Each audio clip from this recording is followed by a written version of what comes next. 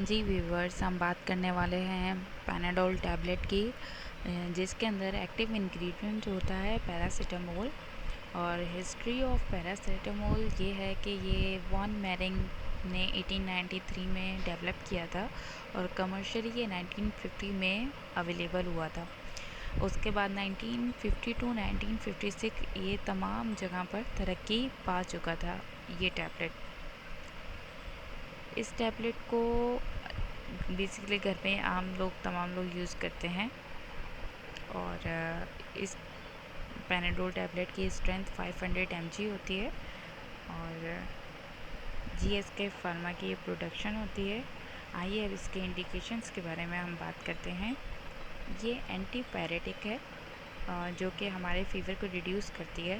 Basically हमारे body का जो टेम्परेचर होता है वो 97 to 99 होता है। अगर इससे अबव चला जाए तो हम इसे फ़ीवर काउंट करते हैं और इस फ़ीवर को रिड्यूस करने के लिए हम पैनाडोल टैबलेट यूज़ किया जाता है। इसी तरह पैनाडोल पैरासीटामोल के फार्मूले के ज़रिए बच्चों की सिरप भी यूज़ किए जाते हैं।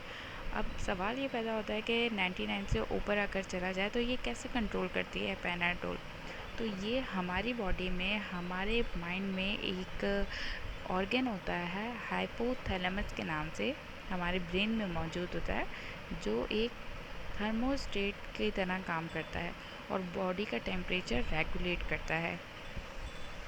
इसी तरह अब ये किस तरीके से थर्मोस्टेट यूज़ होता है और एज अ थर्मोस्टेट किस तरह एक्ट करता है कि जब कभी हमारी बॉडी में कोई इन्फेक्शन आ जाता है वो नेचुरल मैकेनिज़्म के ज़रिए ही प्रोस्टाग्लैंड्स में पहुंच जाता है।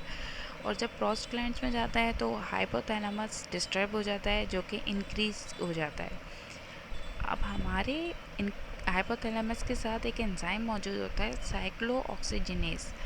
ये साइक्लोऑक्सीजिनेज जो होता है हमारे हाइपोथैलेमस इंक्रीज़ होने के बाद इसके पैरामीटर ब्लॉक्ड हो जाते हैं। जब ये ब्लॉक्ड हो जाते हैं तो प्रोस्टाग्लैंड्स की सेंसेस नहीं होती।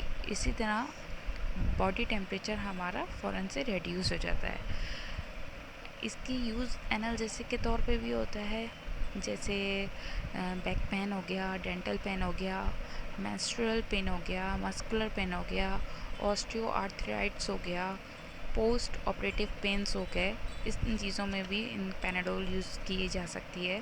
और माइग्रेन, पैरासीटामोल माइग्रेन के लिए भी इजीली यूज़ की जा सकती है और ये प्रेगनेंसी में भी यूज़ की जा सकती है क्योंकि ये सेफ़ होती है प्रेगनेंसी में। और जो शेरख्वार बच्चे जो दूध पीते हैं माँ का, उन माँओं के बैक पेन के लिए या नर्सिंग वूमेन जिन्हें कहा जाता है, तो वो भी अपना फीवर रिड्यूस करने के लिए, बॉडी पेन के लिए पैनाडोल यूज़ कर सकती हैं क्योंकि इसमें सेक्रेट मौजूद नहीं होता, जिसकी वजह से ये यूज़ की जा सकती है। और गैस्ट्रिक पेन के लिए भी यूज़ की जाती है। जो मैदे या जिनको जिगर का प्रॉब्लम होता है या अल्सर जिनको होता है, जिनका मैदा डिस्टर्ब रहता है, तो वो भी पैनाडोल टैबलेट को इजीली यूज़ कर सकते हैं। अब सवाल ये होता है कि किस हद तक लेनी चाहिए पैनाडोल। तो 4 ग्राम से ज़्यादा ओवरडोज जो होती है वो ठीक नहीं रहती बॉडी के लिए। और 4 से 6 घंटे के वक्फे के साथ हमें एटलीस्ट 1 to 2 टैबलेट्स लेनी चाहिए, वो भी डॉक्टर के अपनी कंडीशन के मुताबिक, जो हमें डॉक्टर कहे उसके। अगर 24 घंटे में 8 टैबलेट से ज़्यादा हो जाए तो फिर उसके नुकसान भी बहुत हैं। और वो नुकसान ये है कि वो हमारी जो जिगर होता है उसको इन्फेक्टेड करती है।